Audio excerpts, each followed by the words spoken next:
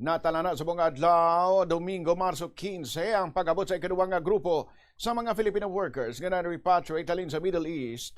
Sunod nga sa parayon nga tensyon sa mga riyon sunod sa Malacanang. Ang mga OFW sa halin sa Riyadh, Saudi Arabia, ang inekspektar nga mag-abot sa Ninoy Aquino International Airport. 35 minutos makinigad sa Lasay, subong nga aga. Naka-standby naman otoridad kag support team sa mga airport agud buligan ang mga OFW sa ila pagpauli sa ilatag sa kaprobinsya.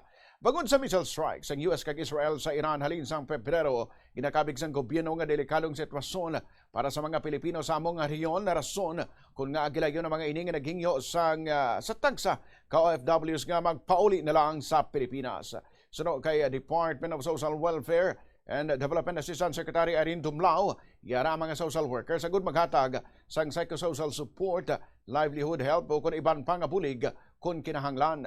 Matandaan nga halin sa Marso 2026, madamo na sa mga OFWs ang nagapauli diri sa Pilipinas halin sa Middle East, samtang linibo pa nakarehistro kag handa nga magpa-repatriate.